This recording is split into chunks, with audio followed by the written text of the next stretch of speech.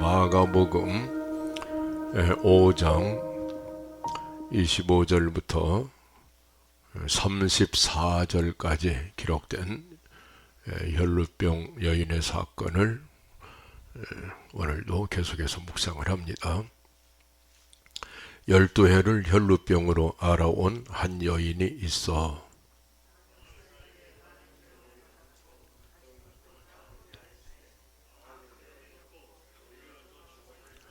예수의 소문을 듣고 무리 가운데 끼어 뒤로 와서 그의 옷에 손을 대니 이는 그의 옷에만 손을 대어도 구원을 받으리라 생각함일러라. 이에 그의 혈루 근원이 곧 마름에 병이 나온 줄을 몸에 깨달으니라.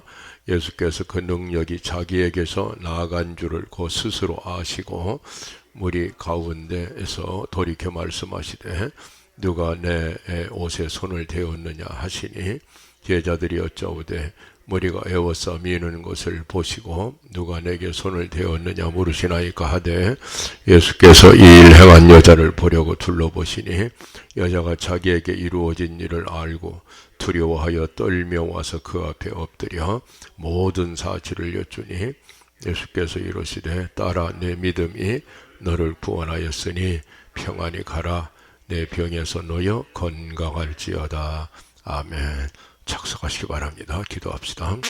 은혜로우신 아버지 하나님, 말씀으로 천지와 만물을 창조하시고 말씀의 능력으로 죽은 자도 살리시고 말씀의 능력으로 하나님의 사람을 만들어 가시는 살아계신 아버지 하나님, 오늘도 사시고 역사하시는 하나님 말씀을 보내어 주시옵소서. 말씀을 감당할 수 없는 부족한 종을 세워주셨사오니 감추어 주시고 성령님께서 친히 말씀하시며 사모하는 심령들을 두드려 주시옵소서. 예수님의 이름으로 기도하옵나이다. 아멘.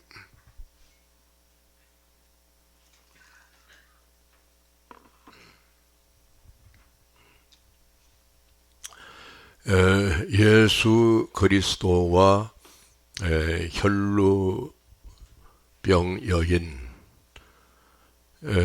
이 사건을 우리가 세 번째 오늘 묵상을 하겠습니다. 존재의 충만과 믿음의 삶이라 하는 그런 관점에서 살펴보도록 하겠습니다.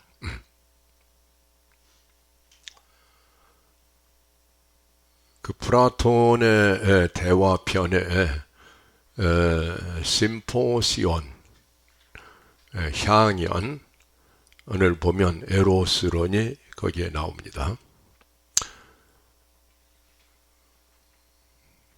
그 향연의 이야기가 어쩌면 혈루병 여인의 사건과 서로 알레고리가 되는지 참 신기할 따름인데, 거기에 보면 우리의 삶은, 우리에게 주어진 삶은 향연이다, 축제다. 그런데 그것도 아프로디테 여신의 생일날 일어나는 사건이기 때문에 아프로디테는 아름다움의 여신이거든요. 그래서 우리들의 삶이라는 것은 아름다운 축제다, 또 아름다움으로 구성되는 축제다. 그런 그 본질적 메시지를 가지고 있죠. 그날 하나님의 신의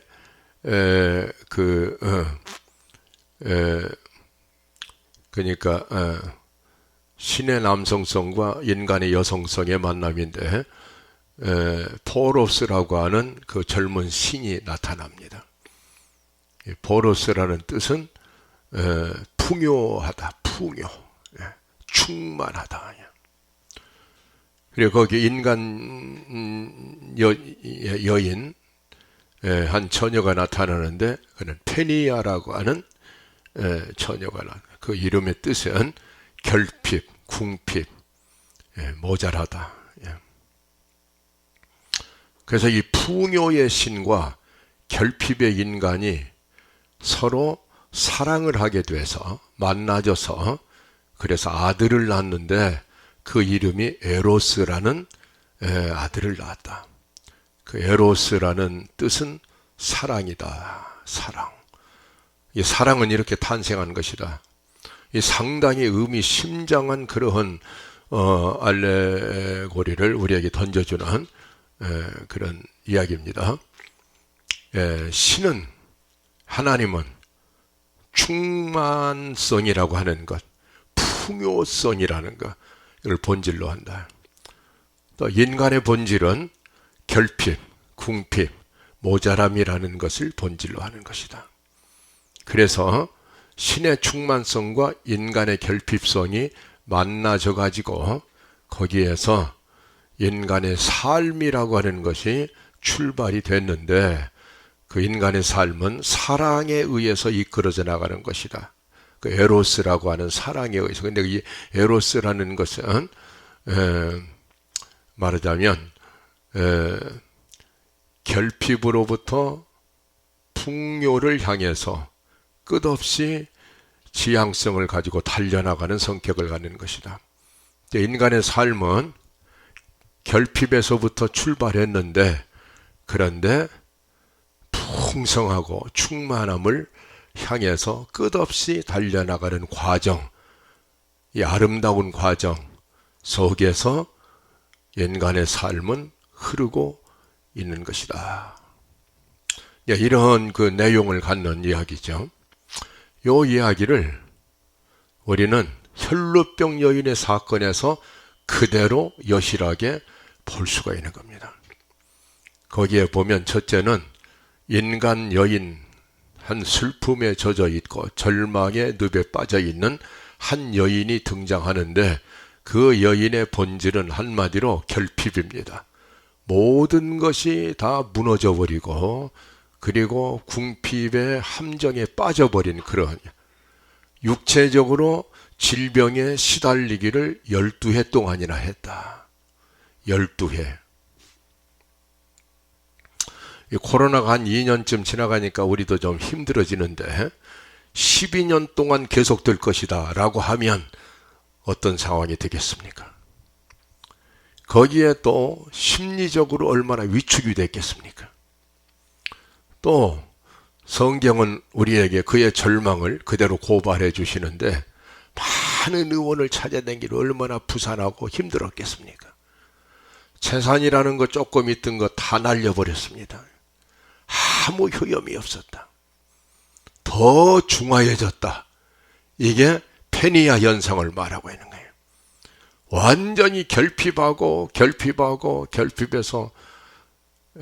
인생의 바닥을 치는 자리까지 내려앉아버린 한 여인이 등장하고 있습니다.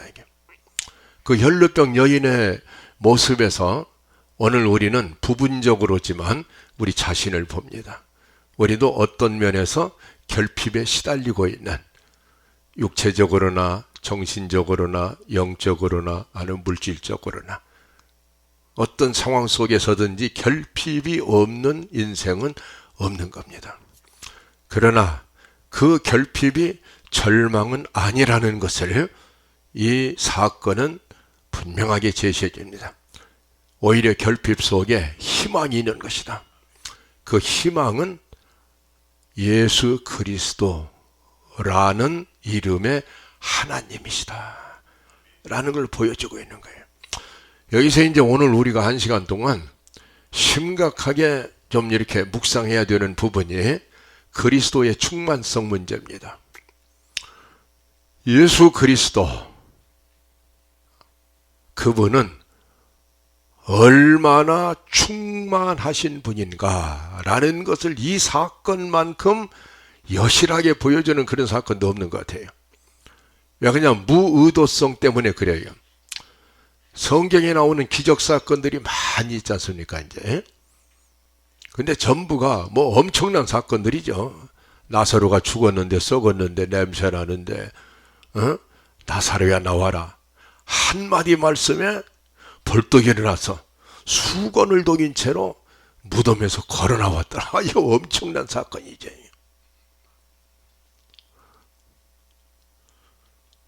놀라지도 않습니다. 큰 풍랑이 일어나가지고 그냥 광풍이 갈릴리 호수를 들었다 놓았다 하는 그러한 풍랑을 잔잔케 하셨다. 그 풍랑 위로 걸어오셨다. 놀라지도 않습니다. 우리는 이러한 여러 가지 기적 사건들 속에서 그리스도 안에, 예수 그리스도 안에 넘쳐 흐르는 권능의 충만성을 우리는 보게 되는 거예요. 엄청난 분이구나 라는 사실을 우리는 알게 되는 거예요.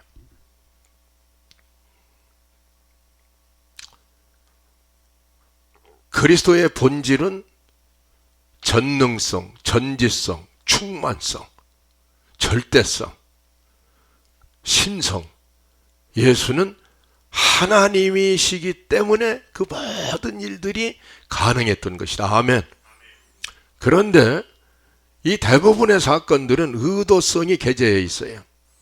예수님께서 야이로의 딸도 살리실 때, 또 무슨 나인성 과부의 아들도 살리실 때 의도적으로 능력을 내보내시는 의도성이 들어있는데, 혈루병 사건은 이상한 사건이에요. 예수님은 혈루병 여인을 고치고자 하는 마음도 없으셨고 능력을 행하고자 하는 의도성이 전혀 없는데, 그 한 여인이 그것도 길거리에서 수많은 사람들에게 휩쓸려서 가고 계시는 예수님의 옷깃을 살짝 만졌을 뿐인데 능력이 흘러 넘쳐서 여인에게로 가버린 거예요.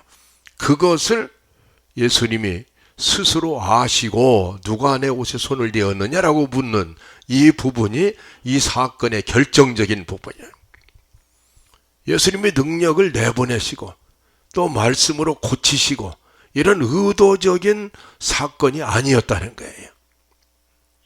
예수님은 능력이 나가신 줄 알지도 못했는데 나간 뒤에서 스스로 능력이 나갔구나 라는 걸 아시고 누가 나에게 손을 대었느냐라고 묻고 계시는 이 부분을 우리는 주목해야 돼. 이것은 예수님의 충만성이, 예를 들면 한 여인이 시골에서 우물에서 그냥 옛날에는 항아리에다가 물을 이렇게 채워가지고 물동이를 이고 그러고 집으로 그냥 왔잖아요, 옛날에. 여러분 그런 거 봤습니까? 이야, 이 세상에 어떻게 물동이를 여기다 이고 그러고 그냥 찰랑찰랑 넘칠 만한 물동이를 이고 다니던 시대를 살지 않는 거 여러분 감사하세요. 이 고개가 이게 어떻게 되겠어요? 그것도 난 그 어린 시절에 본 기억이 있어요. 우리 큰어머니한테 본 기억이 있는데, 야, 이 조선 여인들의 이 신묘막측한 능력은 이 보통이 아닙니다. 물덩이를 딱 이고 손으로 잡지도 않아요. 그냥 하는. 잡지도 않는다고. 근데 물동이가 전혀 떨어지지도 않고 물이 흘러 넘치지도 않고 그러고 집에까지 가는 거 보면 이거는 천하만국의 조선 여인들에게만 허락하신 하나님의 선물 같아요. 찰랑찰랑 그냥 넘치는데, 그때 옆에서 강아지만 하나 살짝 옷깃만 스치고 지나가도 그 물동이 여인 조금만 흔들려도 물이 흘러 넘쳐버릴 만큼 가득 차 있는 상태. 알겠죠? 이걸 플레로마라고 말합니다. 플레로마란 말은 충만하다 이런 뜻이에요. 충만한 상태. 충만할 뿐만 아니라, 근데 요한복음 이제 10장 10절에 보면 내가 온 것은 생명을 얻게 하고 더 풍성한 생명을 얻게 하려고 내가 왔노라 이렇게 말씀하셨는데 그 더 풍성한이란 말이 페리손 조회, 페리손이란 말, 페리손 조회, 조회란 말은 삶, 생명이란 말이고 페리손이란 말과 플레로마라는 이 두 단어로 하나님의 충만성을 성경은 보여주고 있는 거예요. 그 페리손이란 말은 더 풍성하다, 더 풍성하다, 더, abundant, 더라는 말은 뭐냐면은 초과의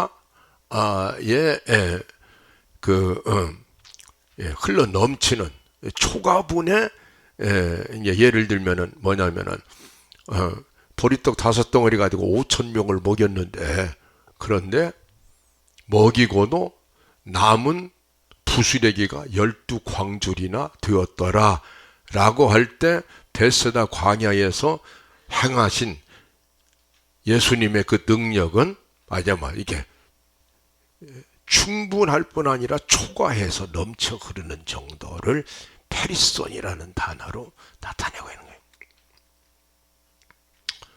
하나님은 그런 분이시다. 전능하시고 전지하시고 절대적 주권을 가지시고 이 절대적 충만성을 가지시고 스스로 계신 분이 하나님이시다. 그러니까 우리가 생각할 때 우리는 예수님의 은혜 안에서 예수 안에서 절대자 하나님을 아버지라고 부르다 보니까 하나님의 존재의 충만성이 우리들의 인식의 세계 안에서 축소돼 버리고 말아요. 그냥 우리가 땅에서 생각하는 아버지 이런 어떤 생각 때문에 그냥 하나님의 사랑의 친밀성은 우리가 이렇게 체험하지만 하나님의 능력의 절대성에 대해서는 우리도 모르는 사이에 광고하는 경우가 많은데 하나님의 충만성이 어느 정도냐면 빛이 있어라 말씀 한마디 하시면 천하 만물이 다 만들어지는 그런 능력의 하나님이십니다, 여러분. 우리가 그냥 생각하는 그런 분이 아니에요. 알겠죠? 궁창에 광명이 있어라 한마디 했더니 해도 생기고 달도 생기고 이 무수한 별이 쫙 이런 하나님이 플레로마 충만하신 하나님. 이 부분을 우리는 헬로증 사건 속에서 우리는 아주 눈이 아프게 주목을 해야지 되는 거예요. 하나님의 충만성 문제. 홍해를 가르는 데 있어서 홍해를 출애굽기 15장 8절에 보면은 여호와의 콧김이 홍해를 갈라놔요. 콧김으로 동풍이 일어나고 홍해가 쫙 갈라졌다. 놀라지도 않습니다, 여러분. 우리가 감히 입을 열어서 아버지라고 부를 수 없는, 도저히 부를 수 없는, 그래서 예수님 오시기 이전에는 하나님을 아버지라고 부른 사람이 인류 역사 가운데 한 사람도 있을 수가 없는 거예요. 알겠죠? 그런 엄청나신 분이 우리 아버지라고요. 좋아하지도 않습니다. 야, 여러분. 그래서 인간들은 하나님의 존재 방식에 대해서 설명하려고 들고 하나님이 어떤 분인가를 이해하려고 애를 쓰는데 다 소용없는 일들이다. 아우구스티누스가 한 말이 신국론에서 하는 얘기가 그래요. 인간들이요, 그대가 하나님의 존재를 파악할 수 없다는 것은 무엇이 그리 이상한 일로 생각이 되는가? 만일 그대가 하나님이 어떤 분이구나 라고 파악을 한다면 그 하나님은 이미 하나님이 아니야. 우리는 하나님을 알 수도 없고 하나님의 이 충만성, 이 권능의 역사를 우리는 상상도 할 수가 없는 일. 그런 하나님을 예수님이 오셔서 나를 본 자는 하나님을 보았다. 이제는 하나님을 아버지라고 불러라. 이렇게 그 하나님을 우리에게 가까이 모시도록 그렇게 인도하셨기 때문에 예수 그리스도가 구세주라고 하는 거야. 구세주. 메시아다. 갈발트는 그런 얘기를 합니다. 로마서 강의에서 보면은 하나님은 하늘 위에 계시고 인간은 땅 위에 있다. 하나님과 인간 사이에는 건널 수 없는 구렁, 눈 계곡, 눈 얼음이 덮여 있는 끝없는 빙하, 계곡, 황무지대, 도저히 건너갈 수 없는, 상상도 할 수 없는 그게 하나님의 세계와 인간의 세계에 극명한 차이가 있어요. 그냥 하나님의 절대 주권 앞에 오직 순종하고 오직 하나님을 높이고 찬양하고 이 이외에 하나님에 대한 사유를 중단해야 된다는 겁니다.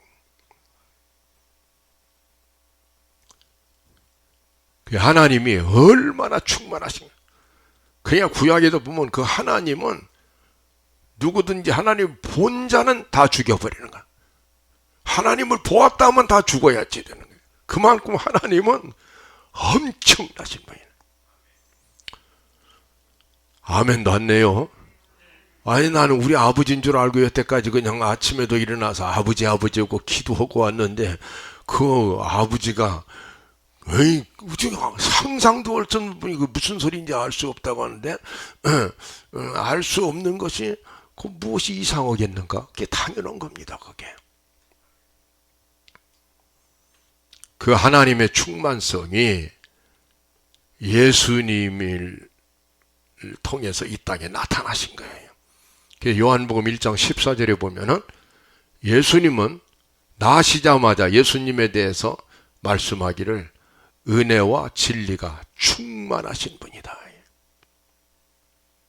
그 충만성이 감추어져 있다가 나타날 때는 인간들은 기적이다. 기적이다. 하나님이 아니고서 저런 일이 어찌 일어날 수 있는, 이게 깜짝 놀라는 일이 벌어진다.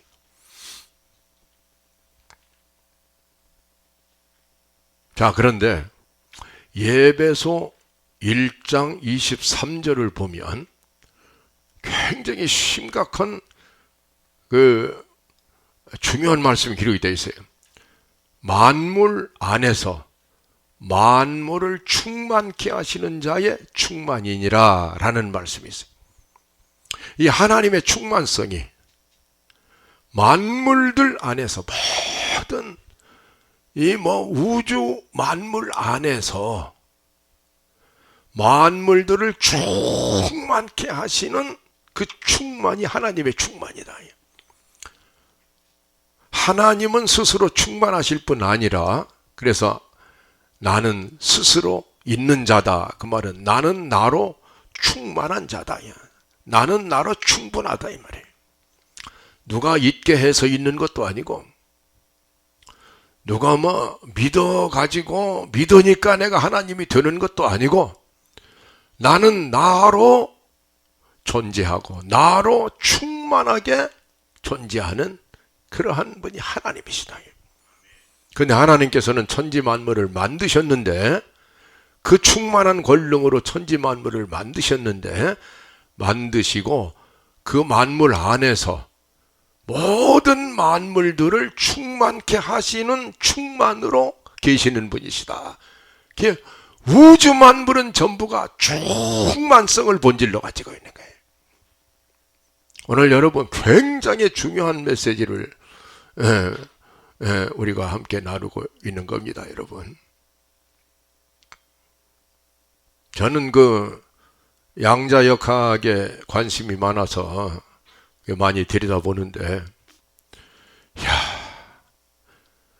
놀라운 것은 그냥 우리가 보이지도 않는, 그러니까 이게 원자의 세계라는 것은 볼 수도 없고 실험이 가능한 세계도 아니에요. 그냥 원자 안에 원자 핵이 있고, 원자 핵 안에 양성자가 있고 중성자가 있고 전자가 또 핵 주위를 돌고 있고, 그런데 그 핵이 하나만 터졌다 하면 핵무기가 돼가지고 북한이 저렇게 으름장 놔대는 저런 판세가 벌어져 버리고, 그 핵이 하나만 떨어졌다 하면은 히로시마에서 40만 명이 한꺼번에 잿더미가 되어버리는, 이 능력의 충만성이 만물 안에 꽉 차 있는 거예요. 우주 만물이. 알겠습니까? 이해가 되십니까?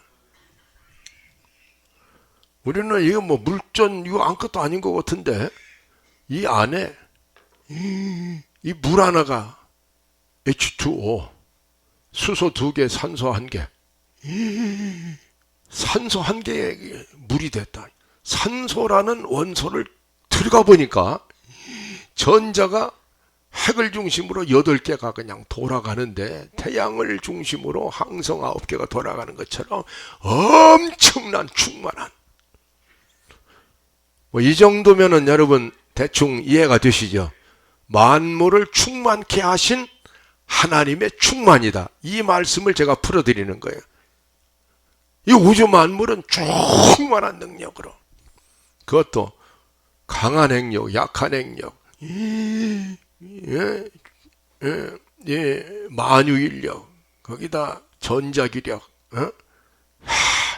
이 4가지 힘이 그냥 엄청나게 돌아가고 있는 이 하나님의 충만성이 만물을 충만케 하시는 거예요.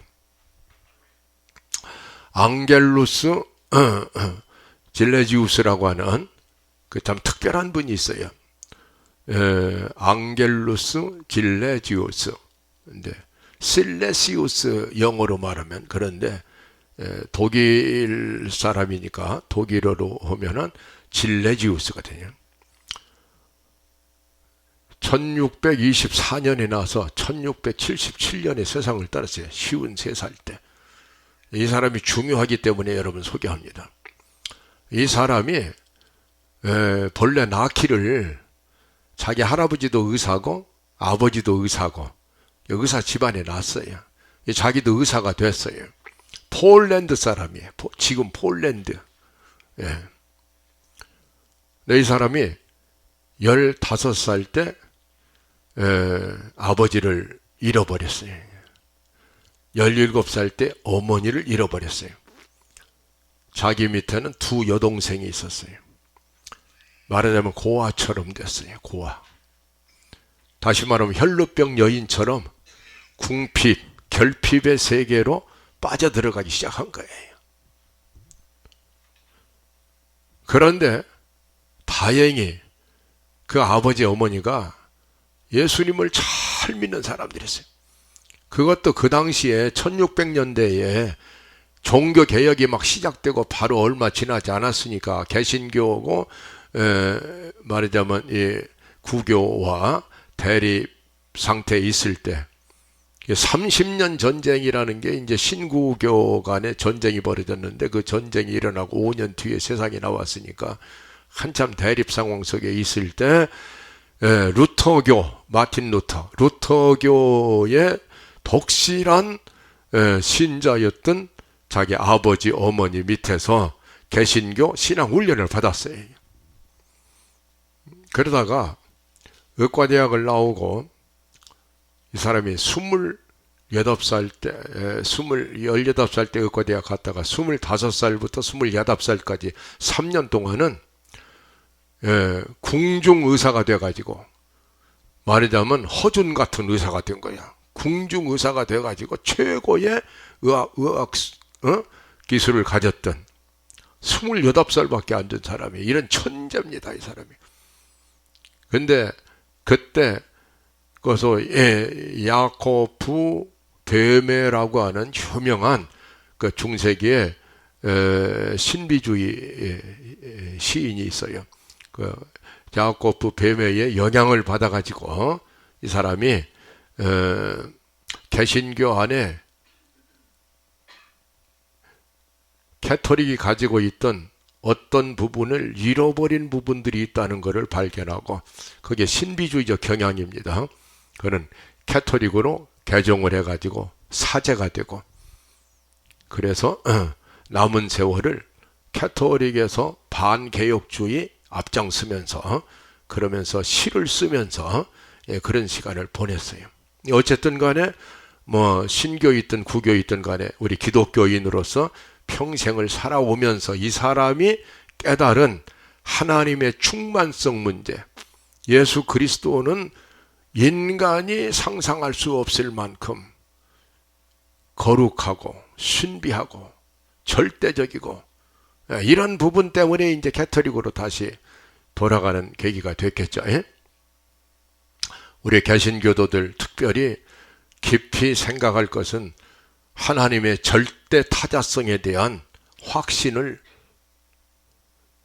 그걸 흔들리는 신앙 가지면 절대로 안 된다는 거예요. 고대부터 중세까지 이어온 신중심주의 신앙 사상을 개혁 종교라고 해서 잃어버리고 흔들리면 안 된다는 거예요. 은혜가 충만하고 믿음이 충만하고 그런 삶을 사는 것은 좋으나, 더 중요한 것은 하나님의 영광이 충만하고 하나님의 절대적 주권이 충만하다는 것을, 그 신앙을 조금도 잃어버리면 안 된다는 거예요. 알겠습니까? 그런 부분에서 하나님의 절대성 문제 때문에 구교로 간 것 같은 생각이 드는데, 그 사람의 시 가운데, 남긴 그 짤막한 시 가운데 이 만물의 충만성 관계에 대해서 아주 참 제가 굉장히 좋아하는 시 한 구절이 있어요. 장미라는 시입니다. 장미. 장미는 이유 없이 존재한다. 장미는 피기 때문에 피어 있을 뿐이다. 장미는 자신에게도 관심이 없고, 장미는 타자의 시선에도 관심이 없다. 요 구절인데, 이 구절이 제 영혼을 그냥 흔들어 깨우는 그런, 저한테는 굉장히 그 박력 있는 그런 진리로 다가왔어요. 간혹 보면 장미라는 꽃 한 송이를 놓고 인간과의 관계성 안에서 평가를 자꾸 합니다. 장미꽃이 아름답다든지, 뭐 장미꽃이 시들었다든지, 무슨 뭐 장미를 꺾어다가 발렌타인데 이게 누구를 갖다 줘야 되겠다든지, 그것도 갖다 주면은 나를 뭘로 알고 이게 장미 3송이 갖고 왔냐, 30송이는 갖고 와야지, 그러고 투정 부린다든지. 이 장미가 그런 종류의 존재성을 갖는 게 아니고, 장미는 하나님의 창조의 섭리와 대자연의 이치에 의해서, 거기 상응해서 대지위에 우뚝 서 있는 충만한 존재감으로 지금 자기를 드러내고 있는 거예요. 인간들은 자의식에 흔들리는 경우가 많아요. 자존심 싸움을 하고, 내가 못났네, 내가 잘났네, 그래가지고서는 자꾸만 자기 자신을 자기가 괴롭히는 경우. 장미는 자신에게도 관심이 없어요. 왜냐하면 존재 자체가 충만하기 때문에. 여러분, 이 부분이 굉장히 어렵지만은 잘 들으시기 바랍니다. 인간들은 타인의 시선에 예민해요. 누가 나를 어떻게 보나. 그리고 끝없는 비교의식에 시달려요. 왜 그러냐면은 존재의 충만성이 흔들리고 있기 때문에 그래요. 그러나 자존감이 충만한 사람은 누가 나한테 뭐라고 해도 상관이 없어요. 누가 나를 칭찬해도 나를 비난해도 그것이 내 마음을 흔드는 요소가 되질 못하는 거예요. 존재감이 충만한 사람은. 그 부분을 지금 얘기하는 거예요. 하나님이 장미는 5월에 피어라, 붉은색으로 피어라, 그렇게 하셔서 그냥 피어날 뿐이고, 하나님 앞에 당당하게 피어나서 세상을 향해서 세상을 호령하는 그 당찬 존재감으로 우뚝 서 있을 뿐이지, 그걸 가지고 내가 이렇게 피웠는데 왜 사람들이 와서 안 도와주나? 또 왜 나를 갖다가 보지도 않고 그냥 스쳐 지나가나? 그것 때문에 기분 나빠하고 이게 자꾸만 흔들리는 장비가 아니라 이런 얘기. 하나님도 흔들림이 없어요. 스스로 충만하신 분이에요. 하나님도 존재의 절대성을 가지고 계신 분이에요. 알아들으시죠? 우주 만물이 전부가 절대적인 자존성을 가지고서 다 자기 할 일들을 하고 있는 거예요. 자의식에 시달리지도 않고 다른 사람의 시선에 시달리지도 않고 환경에 대해서 고민하지도 않고 이 유독의 인간만 끝없이 흔들리는 갈대예요. 아침에 일어나 세수하고 나서는 상쾌한데 그러고 부엌에 딱 나왔더니 아니 왜 밥을 해놨는데 다 이제서 나와서 밥을 뭐 한마디 들으면 또 기분 딱 잡혀가지고 밥맛이 없어져 버리고 어떻게 그냥 그렇게 그냥 평생을 그냥 잔소리를 그렇게 우리 집 얘기하는 거 아닙니다 여러분. 오해하지 마세요. 예를 드는 거예요. 그 인간은 끝없이 흔들리고 있는 거예요. 왜 그럴까? 충만성의 문제예요.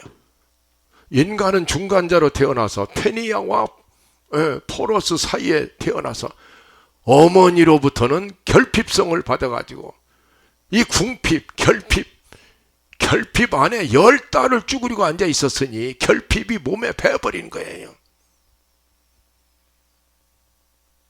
저 인간은 이 세상에 와서 무슨 여러 가지로 어려움을 겪어서 결핍에 지는 게 아니고 나면서부터 인간의 운명이 결핍한 사람으로 난 거예요. 그래서 무언가를 얻으려고 그러고 소유욕, 뭔가 풍성한 대로 끝없이 향해서 노력해야만 되고 그것이 인간에서 하나님께로 향하기 때문에 인간의 영혼은 하나님을 갈망하는 거룩한 종교성으로 꽉 차 있는 것이다. 인간의 존재 자체가 페니아라 이 말이에요. 알겠죠?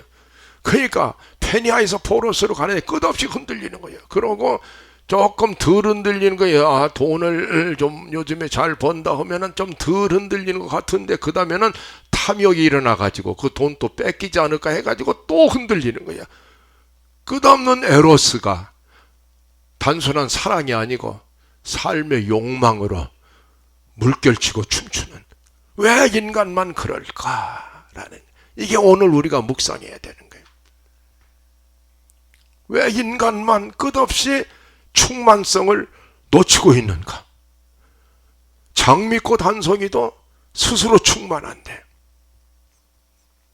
저는 사진을 찍으러 한 20년을 댕겨서 명산대천 안 가본 데가 없이 다 가봤죠. 대부분 갔는데 왜 그쪽으로 그냥 비행기 타고 몇 시간씩 가야만 되느냐면 거기 대자연의 충만함이 나를 기다리고 있는 거예요.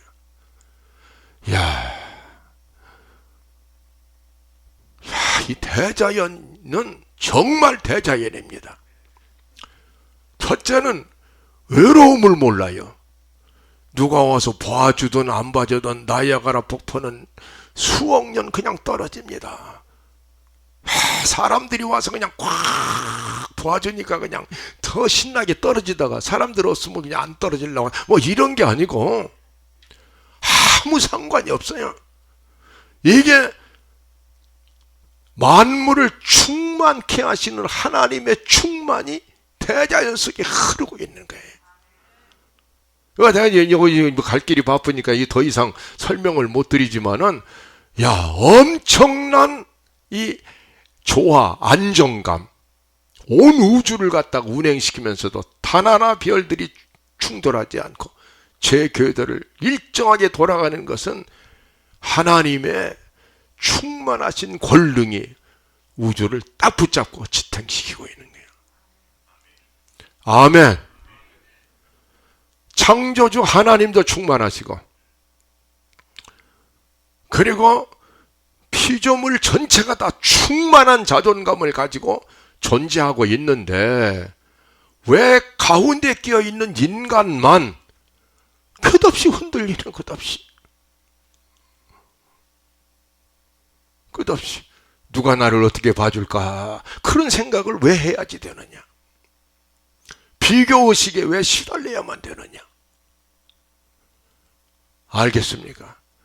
이것을 혈루병 여인에게서 우리는 찾아내야만 되는 거예요. 지금 혈루병 여인은 결핍의 바닥까지 내려온 한 인생이 예수님을 만나는 순간 하나님의 충만으로 가득 차고 넘쳐버리는,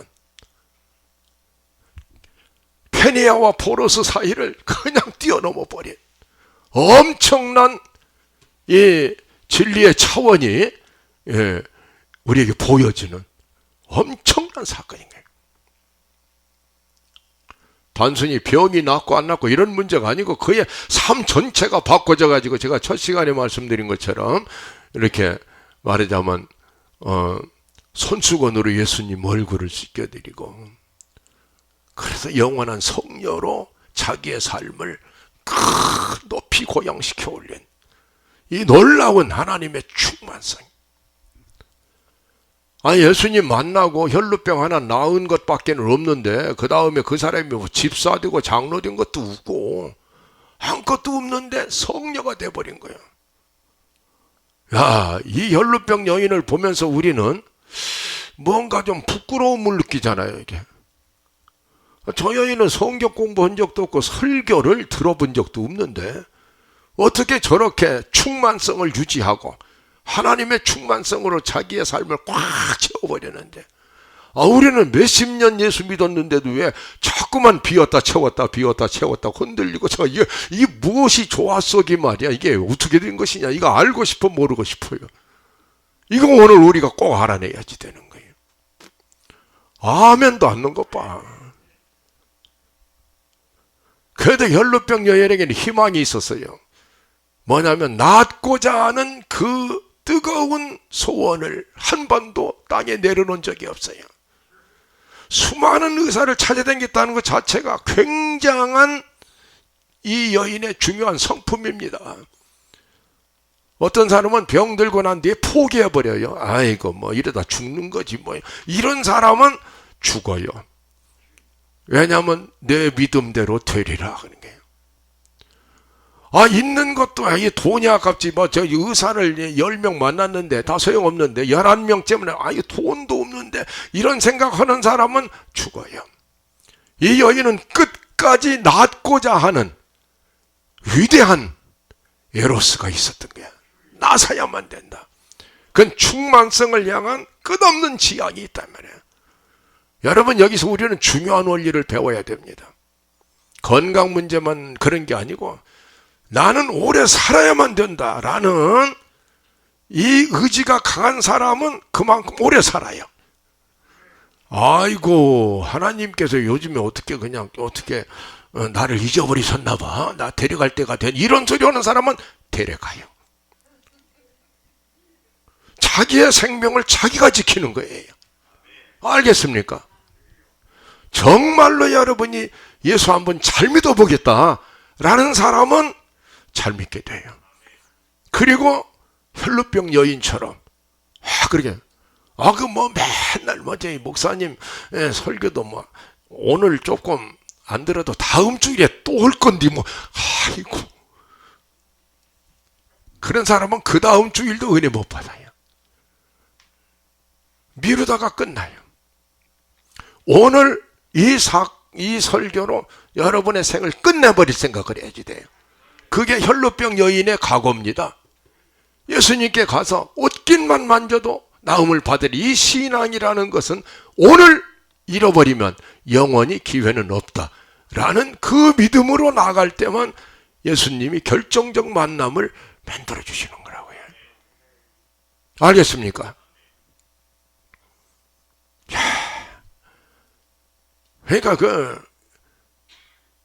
그러니까 그 예배소서라는 성경은 특별히 이 플레로마 충만에 대한 말씀을 계속 바울 사도가 예배소 교회를 향해서 충만하라는 말씀을 해요.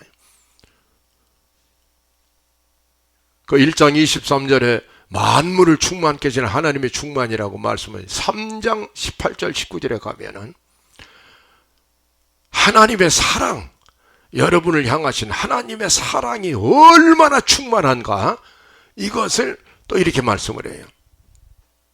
지식에 넘치는 그리스도의 사랑을 알아야 된다. 여러분, 주님이 여러분을 지금 이 순간에도 엄청나게 사랑하는데 모르고 있는 사람들은, 그거를 생각지도 않고 모르고 있는 사람은 그 사랑을 아무리 해도 모르고 있는 사람, 이게 불효자들이 나오는 거예요. 부모의 사랑을 모르고 있는 거, 첫째는 알아야만 되는 거예요. 그 지식에 넘쳐야 되는 거예요. 깨달음이 넘쳐라 이 말이에요. 그 사랑의 넓이와 길이와 높이와 깊이가 얼마나 엄청나다는 것을, 그것을 깨달아야지 된다는 거예요. 그걸 뭐 제가 이 시간에 여러분 누누이 설명 안 드려요. 여러분 이미 잘 아십니다. 예수님 십자가에서 피 묻은 사랑을 고백하시면서 자기 자신을 내던져 버릴 때 우리를 향한, 나를 향한 하나님의 사랑은 절정에 서 있던 거예요. 그 사랑의 넓이와 그 사랑의 길이와 공간성, 시간성, 그 사람의 깊이와 그 사랑의 높이를 측량할 수가 없는, 측량할 수 없는.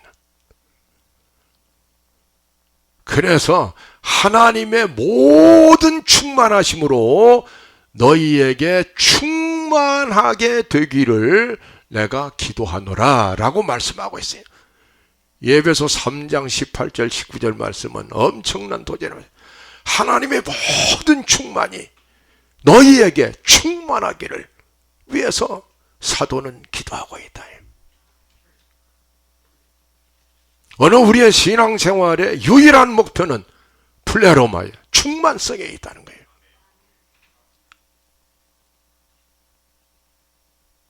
그 요한복음 15장 11절에 포도나무 비유 말씀에 예수님께서 내 기쁨이 너희 안에 있어야 되겠고, 너희 안에 있는데 어느 정도로 있느냐면은 내 기쁨이 너희 안에 있어, 너희 마음에 있어서 너희의 기쁨을 충만하게, 물동이가 차고 넘쳐 흐르는 것처럼 그렇게 예수님의 기쁨이 여러분의 마음에 차고 넘쳐야지 된다는. 에베소 5장 18절에는 그렇게 되기 위해서는 성령의 충만을 받으라고 해요. 이 성경의 충만을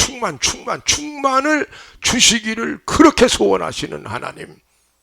그래서 성령님이 우리 안에 와 계신 목적은 그 성령님이 충만하신 하나님 내 안에 와 계시다. 충만성 문제예요.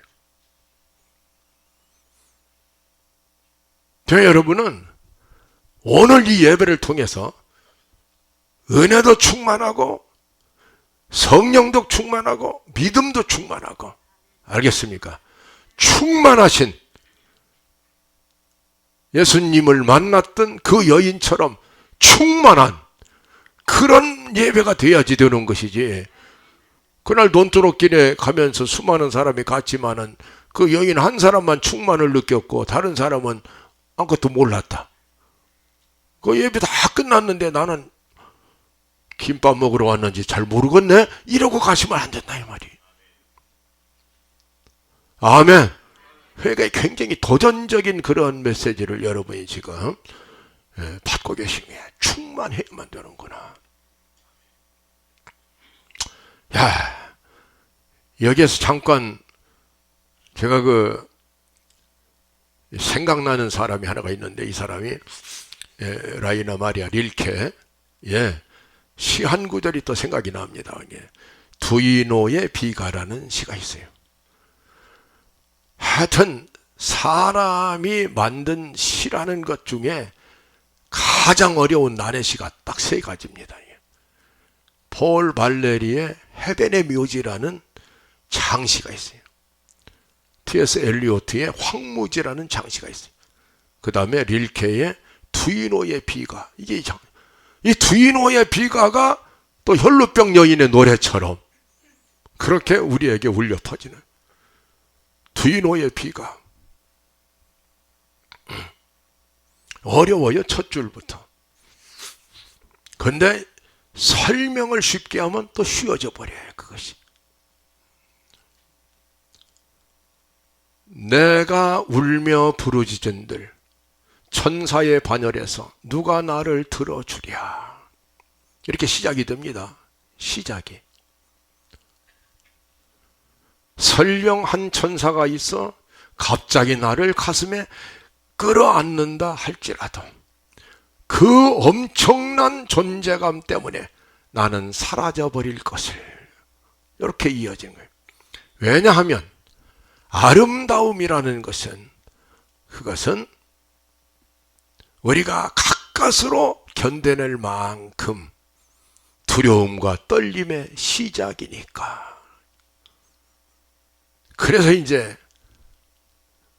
우리가 아름다움을 끝없이 찬미하고 찬미하는 것은 파멸당하리만큼 아름다움이 우리를 멸시하기 때문이다. 이렇게 흐르는 거예요. 이제 두이노비가 첫 절에 여러분 알아들으셨죠? 전혀 못 알아들으셨어. 그런데 어려운 얘기가 아닙니다. 사실은 그것이. 이제 두이노성이라는 큰 중세기 성이 있는데 그 성 저 꼭대기에 방 하나를 얻어가지고 텅 빈 엄청난 성 꼭대기에 혼자 저녁에 누워서 잠을 청하려고 이 시인이, 이 젊은 시인이 누워 있는 거예요. 아무도 없는 거예요. 고독의 한 복판에 딱 가라앉아 버린 상황이에요. 그런데 잠을 이룰 수가 없는 것이 철썩. 이 파도가 바위를 두드리는 철썩거리는 소리가 잊을만 하면 들리고 잊을만 하면 들리고, 그 성벽에 그게 또 천길, 그냥 이 해변가 언덕 위에 성이 서 있는데 그 바로 밑에 해변인데 그 천길 밑에는 바다가 깔려 있는데 이 바다가 어디까지 깔려 있는지 보이지도 않는, 그냥 엄청난 바닷가에 낭떠러지 위에 성이 하나 서 있고 꼭대기에 자기 혼자 누워서 자려고 하는데 저 시원의 바다에서부터 그냥 그 밤중에 엄청난 파도가 밀려와서 이 절벽 밑뿌리를 탁탁 때릴 때마다 그 울림이 성우야까지 울려와서 릴케의 영혼을 흔들고 풀면의 창을,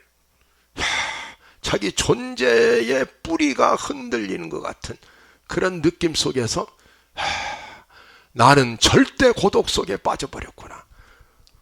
내가 울면서 부르짖은들 천사의 반열에서, 이거를 이제 우리 예수님으로 바꿔서 지금 이제 하면은 하나님의 반열에서 누가 나를 들어주랴. 나는 왜 떨어진 고독 속에 던져졌구나.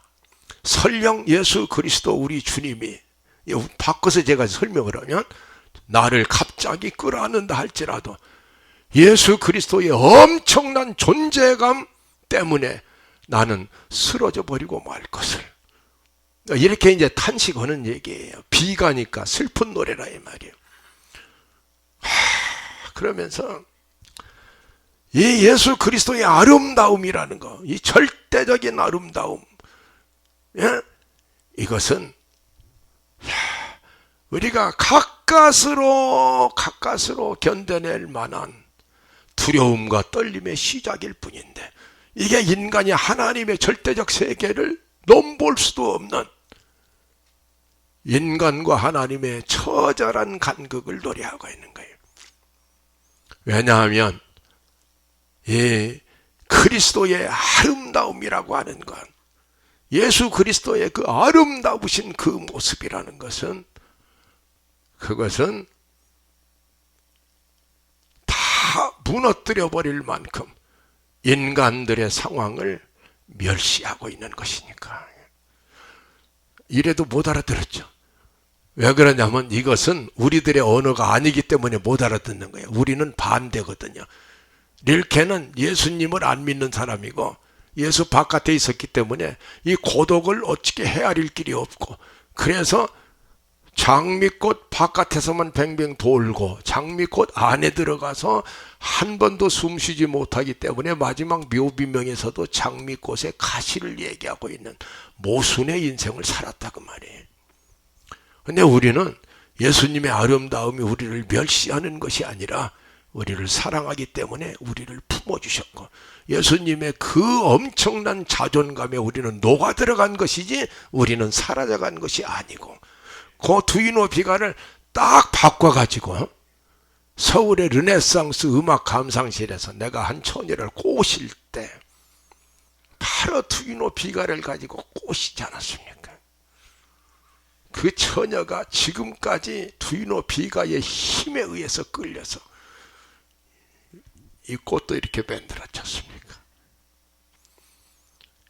무슨 얘기냐면 풍요와 결핍이라고 하는 것이 예수 밖에 있는 인생들에게는 이 궁극적인 충만, 영혼의 만족을 헤아릴 길이 없고 주변만 돌다가 사라져가는 거예요.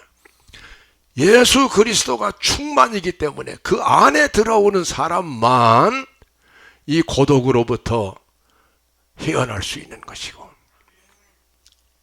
존재의 뿌리를 밤새도록 철썩철썩 두드리는 그 고독, 이거는 이제 말하자면, 예를 들면 제가 병이 들었다, 병원에 혼자 입원해 있다, 제가 얼마나 아픈지 식구들도 몰라요. 몸의 질병은 마음의 고독으로, 외로움으로 그렇게 직결이 되어 있는 거예요. 그리고 그냥 면회 시간에 와서 아이고 아버지 아파, 그냥 어쩌면 좋아, 그러고는 어설픈 표정하고 가요. 그러면 병원 복도로 똑똑똑똑하고 멀어져가는 발길 소리를 나 혼자만 들어야 돼요. 그리고 그 불면의 밤을 혼자서 지켜야 돼요. 그때 우주간에 나는 혼자밖에 없구나. 이게 두이노 비가의 슬픈 이야기입니다. 지금 얘기한 게. 인간이 가지고 있는 근원적 고독, 그것을 해결할 수 있는 길은 예수의 충만성을 만나지 않고는 절대로 해결이 안 된다는 것을 혈루병 여인이 가르쳐주고 있는 것이다 이 말이에요. 많은 의원에게 아무 소용이 없는 거예요. 예수의 하나님의 충만한 사랑과 충만한 능력에 의해서만 내 영혼은 위로받고 내 몸은 고침받고 내 인생은 새롭게 태어날 수 있는. 아멘. 예, 이거를 하이데가가 조금만 어려운 거 한 5분만 얘기하죠. 이게 조금 더 깊이 좀 들어가야 되니까. 존재와 시간에서 근거율이라고 하는 것을 설명하는 강의에서 인용한 시예요. 아까 그 질레지우스의 시라는 장미라는 시가. 존재자들은, 우리 이렇게 나타난 우리 존재자들은 생성의 논리 안에 살고 있는 것이다. 생성하고 소멸하고 끝없이 변화하고 끝없이 막 움직이고 막 이러기 때문에 불안할 수밖에 없고. 알겠죠? 무슨 얘기인지. 예? 그냥 병들었다 나섰다 늙었다 그냥 뭐 이러다가는 사라지고 뭐 이럴 수밖에 없는 생성의 세계를 살고 있는데, 하이데가 얘기는 이러한 존재자들의 생성의 세계 그 밑바닥에 보면 영원히 변하지 않는 존재의 세계가 있다. 이게 존재의 세계. 네. 그리고 그 존재의 세계의 궁극적인 자리에 절대 존재가 되는 하나님이 서 계시다고 얘기하고 있는 거예요. 그 존재론으로 들어가면 거기에 평안이 있고, 예, 거기에 영원한 안식이 있는데, 생성론의 세계로 올라가면 끝없이 흔들리는 갈대처럼 그렇게 살 수밖에 없는 거다. 결핍에서 충만으로 라는 것은 생성에서 존재로 가고 있는, 이게 철학적인. 그래서 참 이상한 얘기가, 이 생성론자들은 생애가 비극적이에요. 헤라크레이토스가 생성론에 이제 그것도 비극적인 생애를 살았어요. 대표적인 생성론자가 니체예요. 니체가 결국은 45살에 미쳐가지고 11년 동안이나 이렇게 대표적인 생성론자. 생성론자들은 허무주의에 빠져요. 바탕이 없고 근거가 없다 이거예요. 존재론자들은 하나님을 향해서 절대 존재에 대한 신앙 가지고 그리고 자기의 삶을 안정시켜 나가는 거예요. 자, 이제 살짝 지나가고 그거는 이제 자, 여기에서 우리가 이제 그러면 왜 인간은 흔들리느냐? 장미도 흔들림이 없고 하나님도 흔들림이 없는데 왜 인간은 흔들리느냐? 이 부분을 마지막 밝히면서 이제 오늘 설교를 마감합니다. 뭐냐면 하나님은 절대적 존재이기 때문에 흔들릴 수가 없는 분이에요.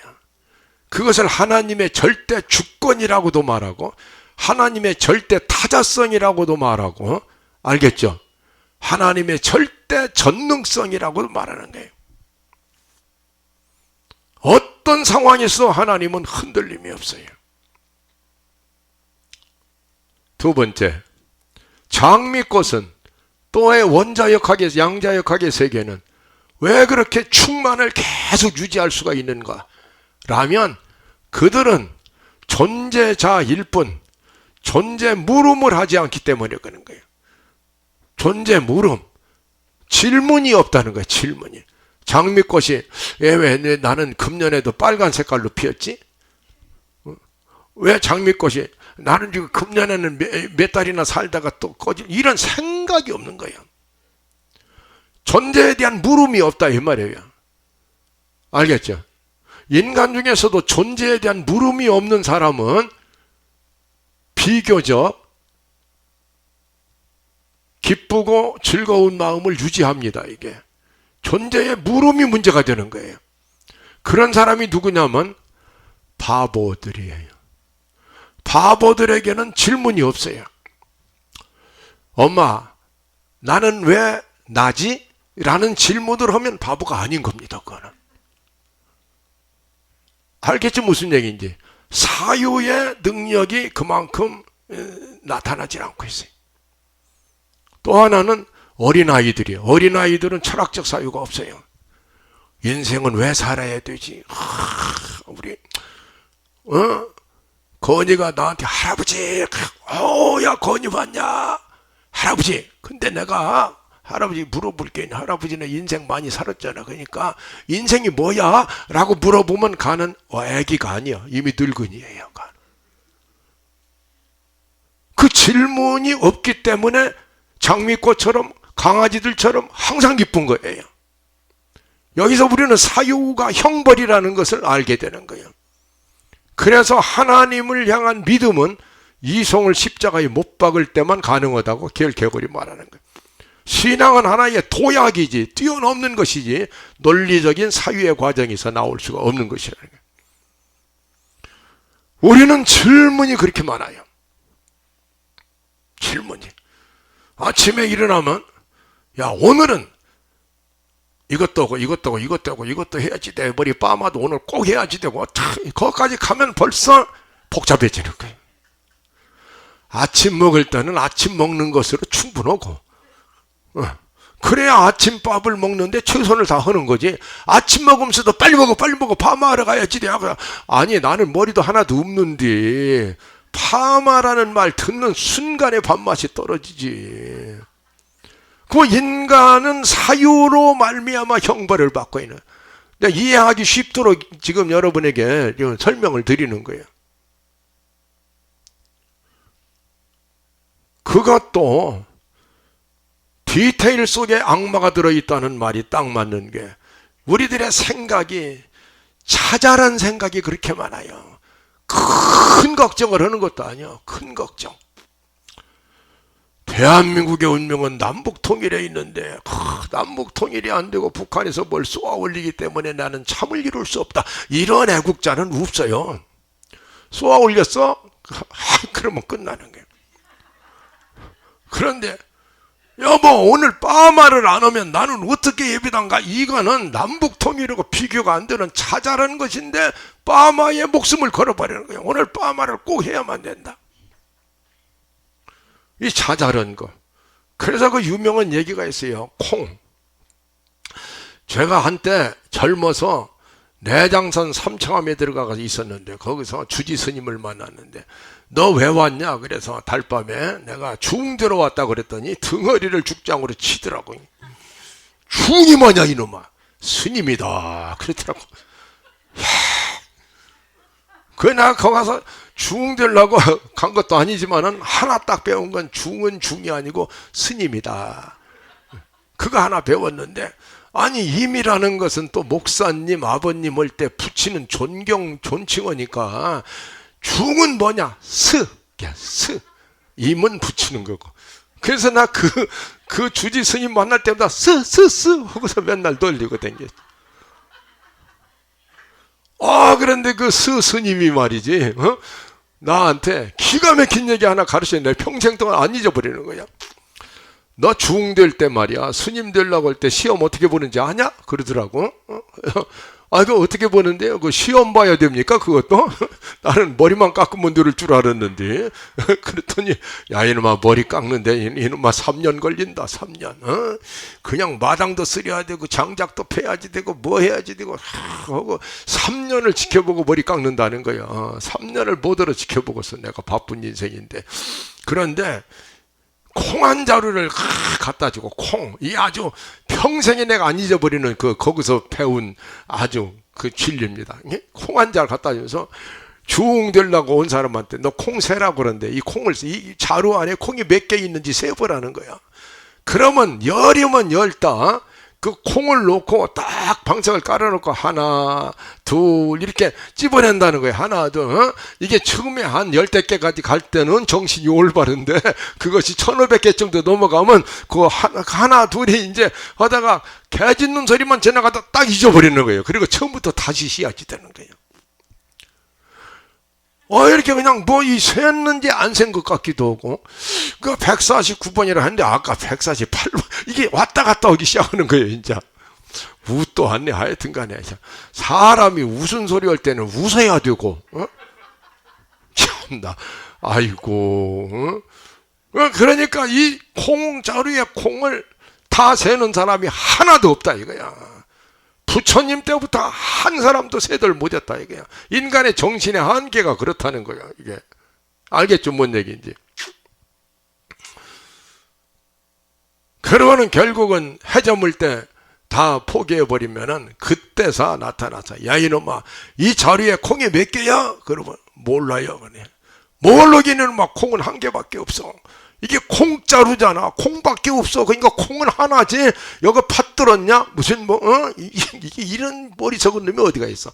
콩은 몇 개야? 하나잖아. 하나. 콩. 다 같이 해봐요. 콩. 아이고. 나는 여기서 오늘도 생각할 때 예수 믿는 깊은 진리가 이 속에 있다고 봐요. 여러분, 기독교 안에 복잡한 게 많습니다. 기독교 안에 이렇게 하고 저렇게 하고 이렇게 하고 율법만 복잡한 게 아니야. 그런데 예수 믿는 이 신앙생의 삶에서 하나밖에 없어야 돼요. 하나. 그게 예수입니다. 예수만 있으면 되는 거야. 예수 아닌 것이 들어가면 안 되는 거지. 문제는 콩이 몇 개냐는 것이지, 그게 팥이 들어가면 안 되는 거지. 다 콩이라면은 콩하면 끝나는 거지. 그게 우리들의 인생이 콩 세다가 끝나요. 콩. 예수 믿는다고 다 주일 와서 예배는 받는데 월요일부터 가면은 이제 콩 하나가, 이거는 빠마는 오늘 해야지 되고, 무엇은 오늘 짜장면 오늘 거 먹어야 되고, 이게 콩을 세다 보면 인생이 복잡해져 버리고 맙니다. 전체를 잃어버린다 이봐. 여러분의 콩은 예수밖에 없는 거예요. 자나깨나 예수, 먹어도 예수, 슬퍼도 예수, 기뻐도 예수. 언제나 예수만 나오면은, 그러면 끝나는 거예요. 그러면 그게 예수 충만의 길이라는 거예요. 예수밖에 없는 것이 예수 충만인 거예요. 알겠죠? 무슨 얘기인지. 근데 예수님은 주일날 가서 한 번씩 만나는 거고, 아니, 뭐 내가 목사도 아닌데 월요일 날은 먹고 살아야지. 뭐 예수는 그러니까 주일날 가면 목사님이 가지고 있다 하나씩 주는 거니까 예수님. 뭐 이렇게 생각하면은 그 사람이 콩 세고 앉아있는, 맨날 콩 세고 앉아있는 거예요. 오늘 이 혈루병 여인에게서 굉장한 걸 우리가 이제 배우는데 결론도 들어갑니다. 이 여인에게는 예수밖에 없어요. 딱 살 길이 예수밖에 없고 희망이 예수밖에 없고, 왜냐하면 그동안에 모든 것들을 두드려 봤는데 다 절망이거든요. 마지막 결론이 예수로 나버린 거예요. 그 사람만 예수님이 만나주는 거예요. 마지막 결론이 예수로 나버린 사람.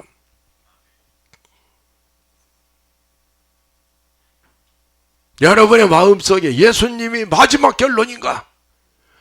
나는 예수만 있다면, 나는 예수님만 있다면, 예수님으로 충만하다면, 이 충만성이라는 것은 이 유일성과 딱 한 통 속인 거니까 손바닥 뒤지고, 나는 너밖에 없어.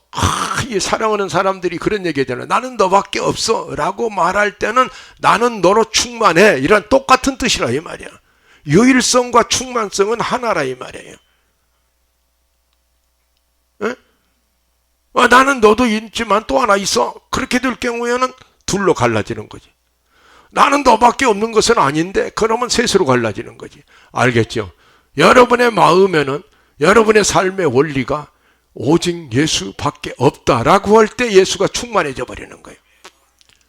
12해 동안 이 혈루병 여인이 도달한 결론은 무엇이냐면, 이제 살 길은, 희망은 예수님밖에 없네 라는 결론에 이르도록까지 하나님께서 그를 평안하도록 만들어 주십니다. 그 다음에 저는 이 사건 속에서 정말 믿음이 뭔가를 배워버렸어요. 믿음이 뭔가. 이 혈루증 여인이 예수님에게 가서 옷깃만 만졌잖아요. 지금 이 대목이 오늘 설교 핵심입니다. 잘 들으세요. 옷깃만 만졌잖아요. 그리고서는 내가 예수님의 옷깃만 만져도 나음을 받으리라고 생각을 했거든 이라고 고백을 하고 있거든요. 알겠죠? 그러면 내 믿음이 너를 구원했다라고 할 때 그 믿음은 무엇이냐라는 거예요. 혈루병 환자의 마음속에 일어난 그 믿음은 무엇이냐라는 걸 극명하게 우리에게 보여주는 거예요. 그거는 예수님을 믿은 것이 아니에요. 예수님만을 단순하게 믿은 것이 아니고 예수님이 얼마나 충만하시다고 하는 것을 그는 믿었던 거예요.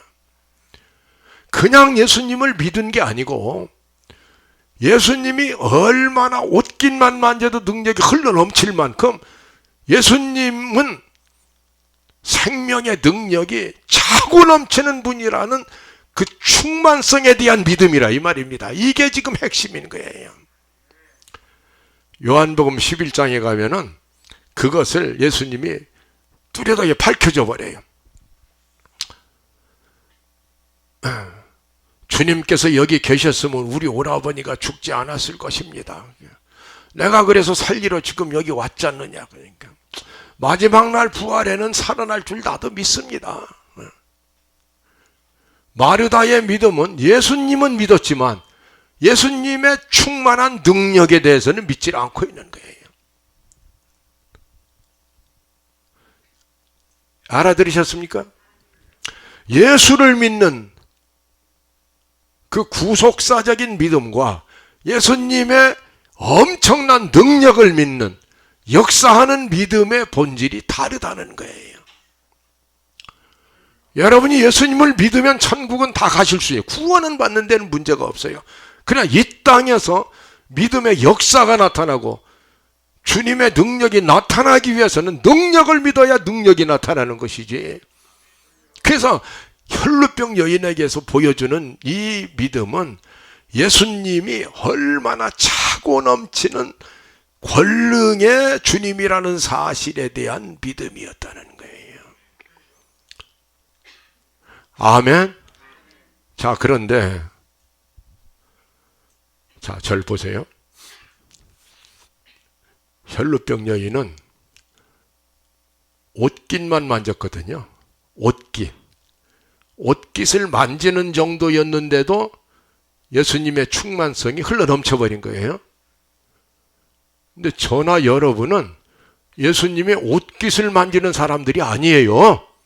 중요한 것은 예수님이 지금 여러분 안에 계시는 분들이에요. 성령이 여러분 안에 계시다는 사실을 믿지 않는 사람은 구원받지 않은 사람이에요.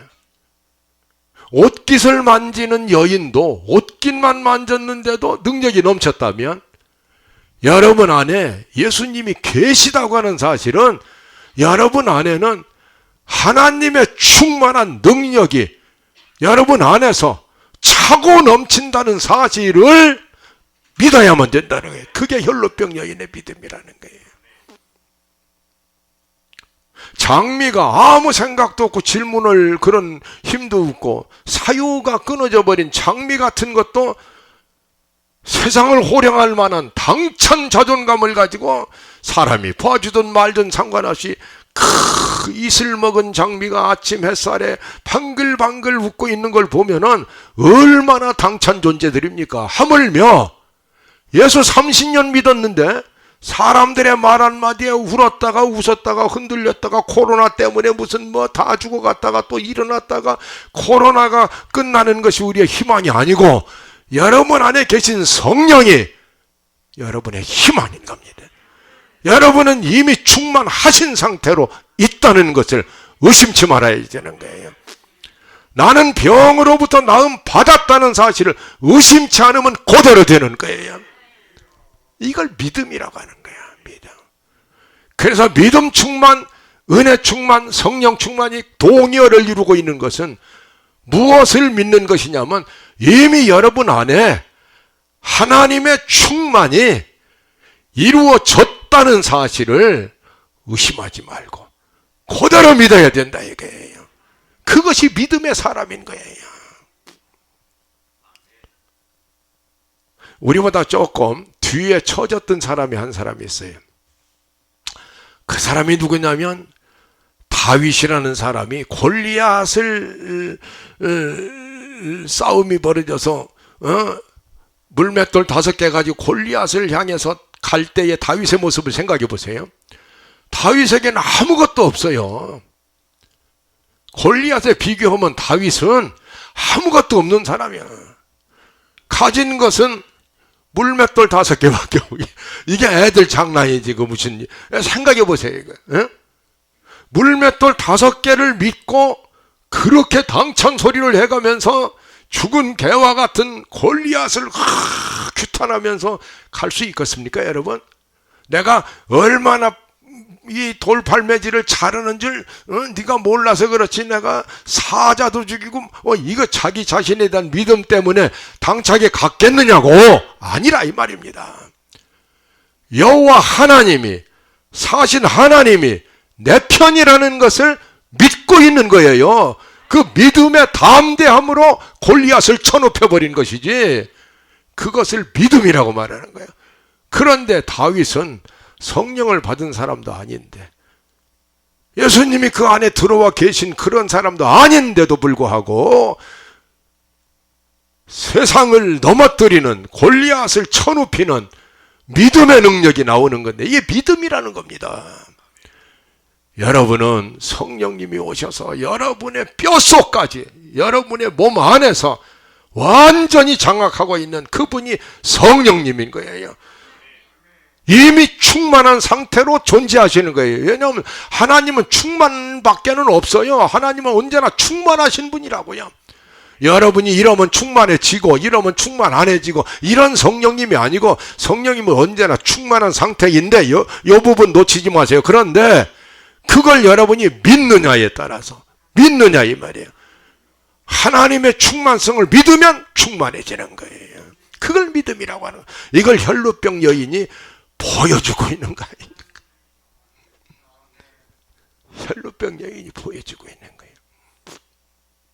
놀라운 진리를 우리에게 보여준 것은 처음 예수님 만나러 나가면서도 이 여인의 마음속에는 예수님만 만나면 내 병은 고침 받는다고 믿어버린 거예요. 오늘 예배 나오신 여러분은 이 예배, 이 말씀을 통해서 이미 병 고침 받았다고 믿어버려야 되는 것이라 이 말입니다. 아멘. 병뿐이 아니고 여러분 마음속에 갈대처럼 흔들리고 있는 그 결핍증의 그 두려움과 떨림이라는 게 사라지고 충만한 그리스도로 채워져야 되는, 이게 믿음이라는 거예요. 이 믿음이 있는 사람은 만주벌판에 던져져도 먹고 살 만한 힘이 나오는 겁니다. 세상에 대한 두려움이 사라지는 거예요. 그래서 믿음의 유일한 증거는 기쁨과 담대함과 희망과 감사와, 이게 그 믿음 하나를 가진 사람을 천하가 덤벼들어도 넘어질 수가 없는 거예요.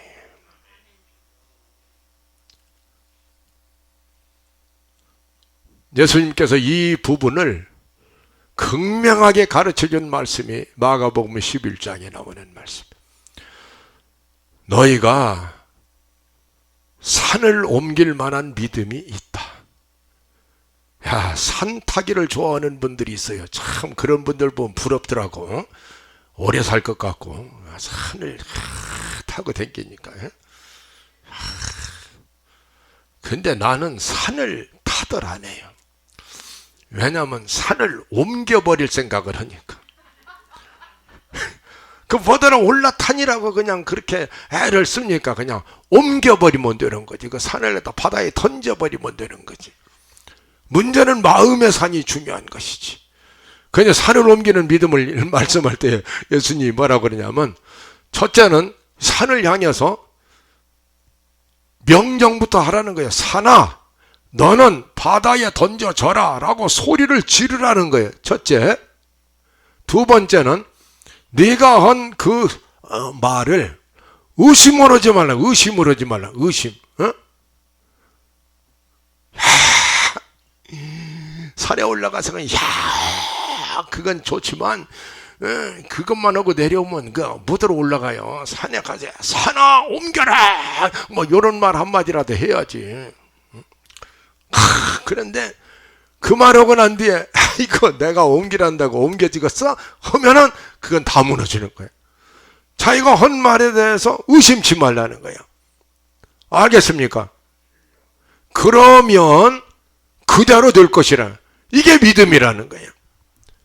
아니, 산을 향하여 산더러 바다로 가라고 말을 할 때 뭘 믿고 말하거든요. 뭘 믿음이 있어야 될 거 아니에요. 뭘 믿고. 내가 이렇게 믿음으로 고백하면 하나님이 옮겨 주신다고 하는 하나님을 향한 믿음이 있기 때문에 말할 수 있는 것이지, 하나님이 안 계시면은 산을 향해서 마호메트가 저도 예수님이 흉내낸다고 산아 옮겨져라 그러다가 산이 가만히 있으니까 네가 안 오면 내가 가마 그리고 산으로 갔다는 거 아니야. 그러니까 이 등산하는 사람들 보면 마호메트 그림자가 있죠. 하여튼 이 하나님을 향한 믿음은 하나님은 하실 수 있다는 하나님의 충만성에 대한 믿음인 거예요. 근데 그 하나님이 여러분 안에 들어와 계신 거예요. 아멘. 그러니까 여러분 안에 계신 예수님은 충만하신 분이다. 그것을 믿고 의심치 않는 자, 그 플레로마의 신앙을 가진 사람, 이런 사람이 혈루병 여인처럼 역사가 나타나고 무엇을 구하든지 받은 줄로 믿어라. 그러면 그대로 되리라 라는 것이 산을 옮기는 믿음에 대한 결론이잖아요. 여러분이 기도할 때 이미 받은 줄로 믿고 나는 나음을 받았습니다. 나는 내 마음의 성령 충만을 받았습니다. 믿고 고백하고 의심치 않으면 믿음의 사람이 되어서, 그래서 충만한 하나님의 충만하심으로 채워지는 여러분 되시기를 주의 이름으로 축원합니다.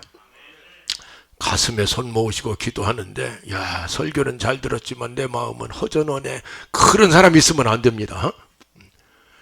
정말 내 마음속에 하나님의 충만을 방해하는 이 존재 질문 같은 나의 영악스러운 사유의 형벌에 더 이상 시달리지 말아야 돼.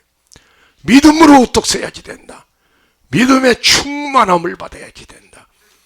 그래서 의심치 말고, 아멘, 나는 믿음이 충만하고 성령이 충만한 사람이라고 하는 감격의 고백을 주님 앞에 드리시기를 바랍니다. 하나님 성으로 기도합시다.